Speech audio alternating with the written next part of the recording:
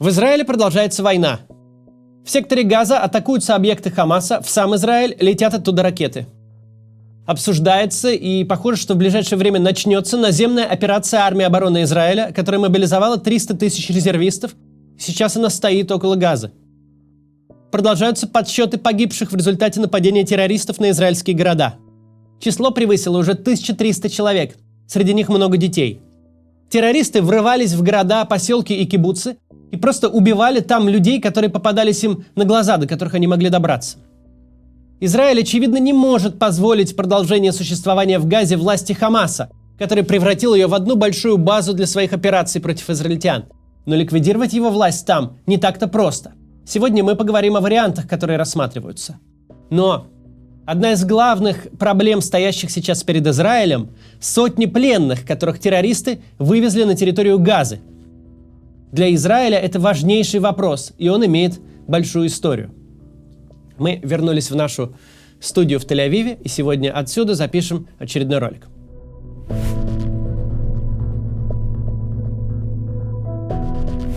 В одном из роликов об атаке на Израиль я упоминал известную историю о том, как в 2011 году израильское правительство спасло жизнь солдата, обменяв его на освобождение более 1000 заключенных палестинцев. В последнее время об этой сделке вспоминаю не только я. Слишком много нитей связывают историю капрала Гилада Шалита и сегодняшнюю войну, в которую втянула Израиль террористическая группировка Хамас.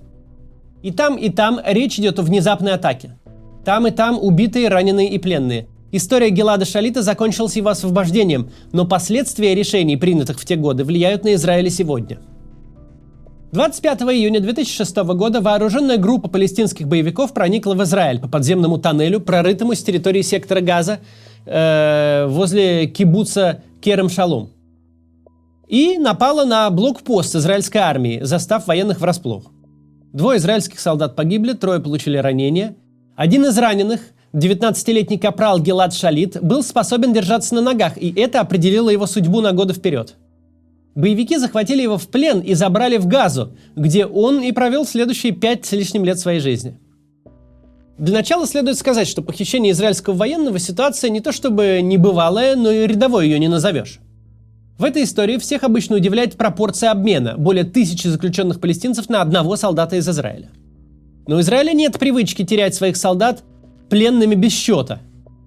Каждый случай захвата в плен израильских военнослужащих – это ЧП, причина для операции по освобождению и дипломатических усилий на самом высоком уровне, и повод для недовольства граждан.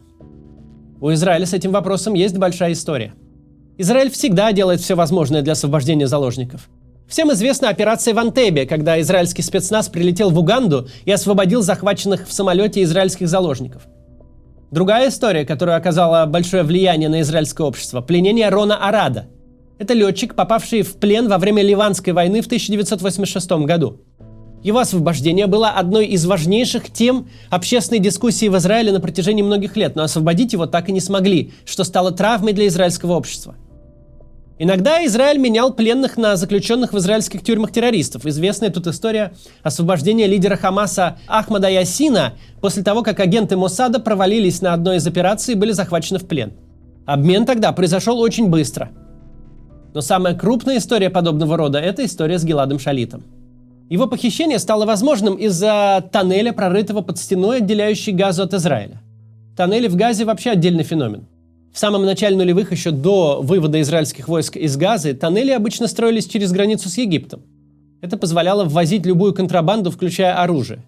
Сейчас в секторе Газа как минимум десятки тоннелей. Некоторые, как и прежде, пересекают египетскую границу, другие соединяют в городской застройке один командный пункт Хамаса с другим.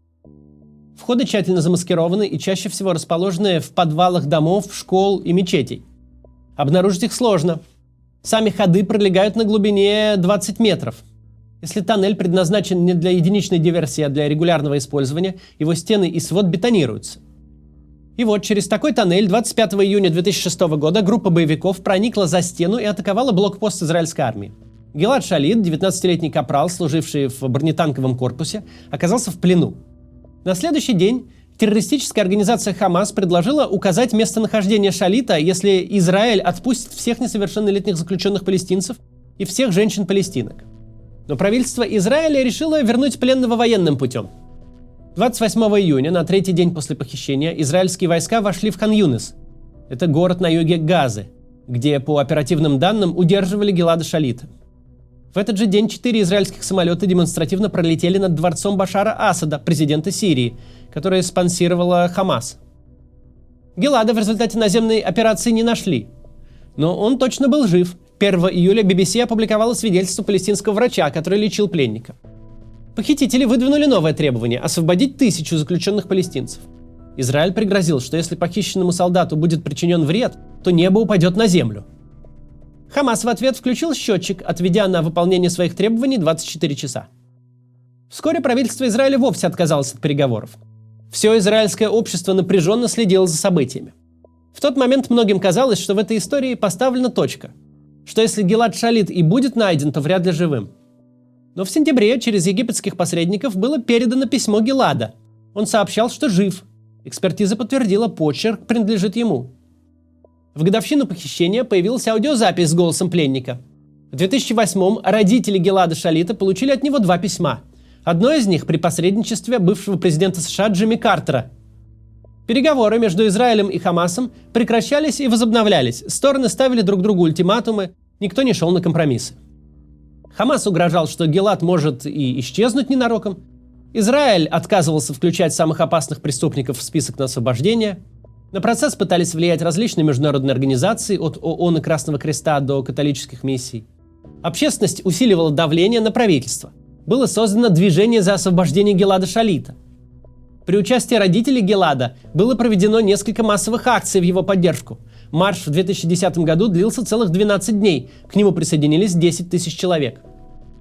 Противники освобождения заключенных палестинцев встретили этот марш в Иерусалиме с плакатами «Гилад не любой ценой». Спецслужбы предприняли еще несколько попыток найти и освободить пленного. К освобождению Гилада Шалита призывали буквально все политики, от Ангелы Меркель, Николя Саркози и даже Дмитрия Медведева до Махмуда Аббаса, председателя Палестинской национальной администрации. Наконец, в октябре 2011 года, больше чем через 5 лет с момента захвата Шалита, Израиль и Хамас заключили сделку. 18 октября Гилад Шалит вернулся домой. Израильское правительство согласилось отпустить 1000 заключенных палестинцев и 27 заключенных палестинок.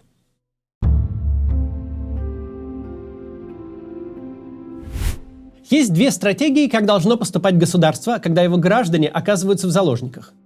2 крайности, между которыми так или иначе приходится выбирать. Или никогда не вести переговоров с террористами, или соглашаться на любые, самые несоразмерные уступки, чтобы спасти людей. Мы рассказали вам историю Гилада Шалита, и вы увидели его живым человеком, узнали о его семье, которая ждала его больше 5 лет. После этого кажется, что единственный возможный выбор – выручать человека несмотря ни на что. Потому что жизнь каждого человека бесценна. Подавляющее большинство граждан Израиля согласится с вами в такой оценке. После освобождения Гилада Шалита это решение поддерживали не менее 60% израильтян. Но сейчас мы поговорим о другой стороне этого выбора. О боевиках, освобожденных в ходе этой сделки, и о тех, кого они убили. Фуад Амрин получил пожизненное заключение за то, что заколол 15-летнюю Елену Раб, когда та шла в школу. Абд Аль-Азиз Юсуф Мустафа Салахи.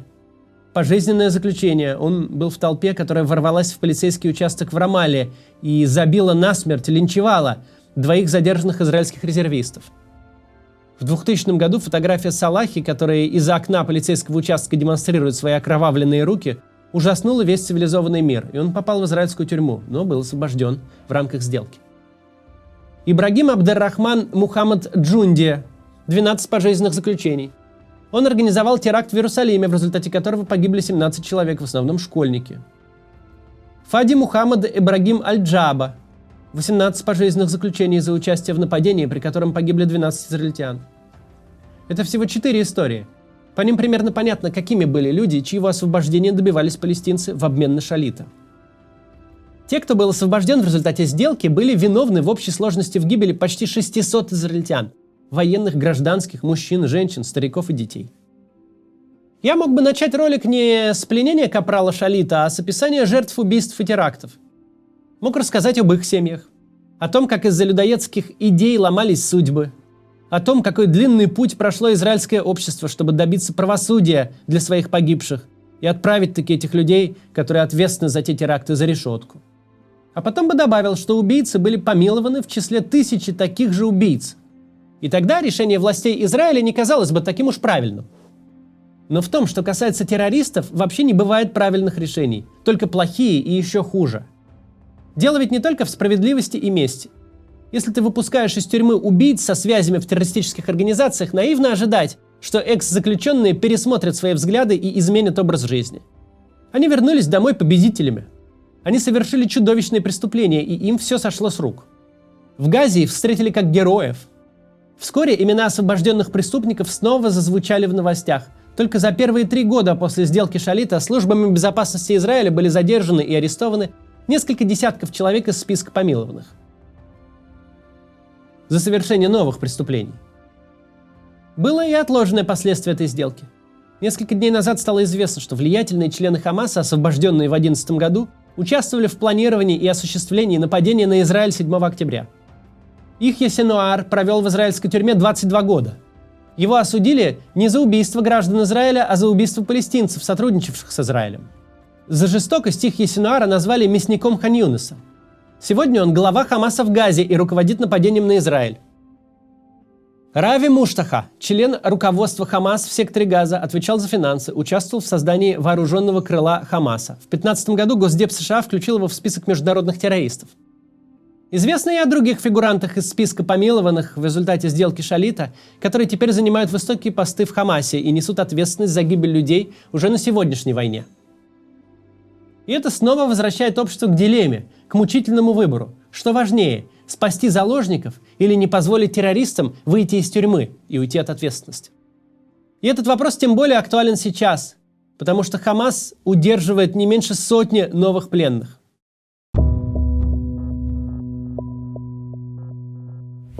Нужно сказать, что под грузом множества противоречий и страшных неоднозначных выборов может выстоять только очень здоровое в своей базе и очень сильное общество.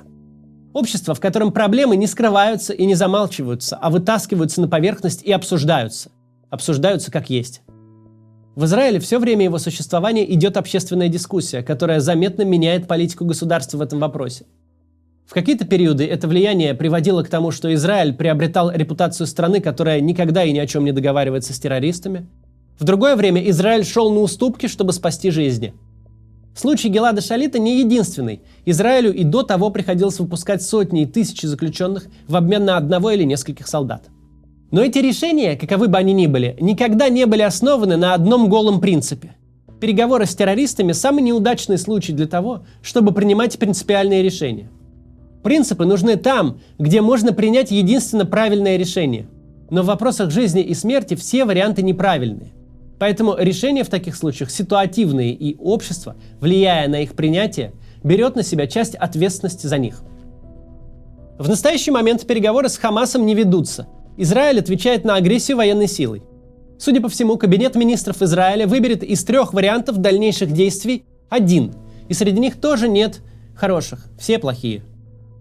Самый маловероятный вариант, что после завершения израильской военной операции в секторе Газа контроль над ним будет передан международным силам при сотрудничестве арабских стран. Пока все выглядит так, что никто не хочет на себя брать эту ответственность. Так что реальных сценариев есть 2. Или Израиль заканчивает операцию, уничтожив, насколько это возможно, ресурсы Хамаса, а затем выходит из Газы. Этот вариант обеспечит Израилю несколько мирных лет, пока террористы будут восстанавливать силы, но потом неизбежно будет новый виток насилия. Или Израилю придется установить полный контроль над сектором Газа, взять на себя ответственность за 2 миллиона его жителей и долгие годы продолжать борьбу с Хамасом и его последователями там. Этот выбор повлечет большие затраты и большие потери, но и в этом случае успех не гарантирован. Уже сейчас понятно, что даже полное уничтожение Хамаса, что очень непросто сделать в условиях лояльности группировки населения Газы, это просто откладывание проблемы, причем не вот прям надолго. Газа – это кипящий бульон неблагополучия, который будет генерировать все новые террористические организации, смысл жизни которых – перебить всех евреев под корень. Когда Израиль применяет силу, он дает оправдание ненависти. Когда Израиль идет на переговоры, выглядит слабым и уязвимым, будто им можно вертеть на свой вкус, стоит только захватить побольше граждан и рассовать их по подвалам. Чтобы понять причины такой ситуации, достаточно взглянуть на карту. В некотором роде наш мир устроен как город. Вот есть благополучные районы, где богатые цивилизованные страны живут с плюс-минус такими же. Есть районы среднего класса, где сосуществуют не столь богатые, но все же здоровые страны. А есть конкретно опасные районы – Центральная Африка и Ближний Восток. Там совсем другие законы и представления о прекрасном. Человеческая жизнь ничего не стоит, террор – продолжение нормальной политики. Проблема Израиля в том, что по уровню своего развития, по институтам, по ценности человеческой жизни, по политическим свободам, эта страна находится где-то между Германией и Швейцарией. Но физически-то она расположена в совершенно ином месте. В месте, где не понимают того языка, которым говорит Израиль. Для Израиля жизнь каждого гражданина – это ценность, ее спасение – политическая необходимость. Для противников Израиля положить сотню, тысячу или десяток тысяч своих людей – это хороший способ под фотографии тел убитых выклинчить еще сколько-то денег у международных организаций. Цивилизационное противостояние звучит слишком пафосно. Поэтому скажу проще. Если есть что-то, что ты вынужден беречь, а твой противник даже не считает, и в данном случае тут речь о людях, то при всем военном, экономическом, политическом превосходстве окончательно его победить практически невозможно. Но есть среди всего этого мрака и кое-что обнадеживающее. Все первые десятилетия своего существования Израиль отчаянно боролся с соседними арабскими государствами за свое право на существование. После череды арабо-израильских войн от идеи сбросить евреев в море отказался сначала Египет, потом Иордания, а потом и другие арабские республики. Они просто поняли, что Израиль им не по зубам. И лучше с ним торговать, чем воевать. Всем будет лучше. А Израиль тем более именно этого и хочет. Сегодняшнему Израилю уже не нужно сражаться против нескольких полнокровных арабских армий. Главный враг, Иран, не имеет общей границы с Израилем. Поэтому действует через ультрарелигиозные террористические группировки. А от них, мягко говоря, не в большом восторге такие бывшие враги, а нынешние партнеры Израиля, как соседние Египет и Иордания. Израиль сейчас не находится под угрозой исчезновения, как это было 50 лет назад.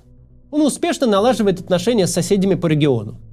Совсем недавно между Израилем и Эмиратами не было дипломатических отношений или даже авиасообщений, ездить туда израильтянам было нельзя. А сегодня множество ежедневных рейсов из Тель-Авива летят в Дубай, причем прямо над Саудовской Аравией. А Объединенные Арабские Эмираты осуждают нападение на еврейское государство. Причем не кулуарно, а публично. А значит, вполне возможно, что мир еще увидит, как Израиль и его арабские партнеры совместно решают застарелые проблемы, которые сегодня кажутся нерешаемыми. До завтра.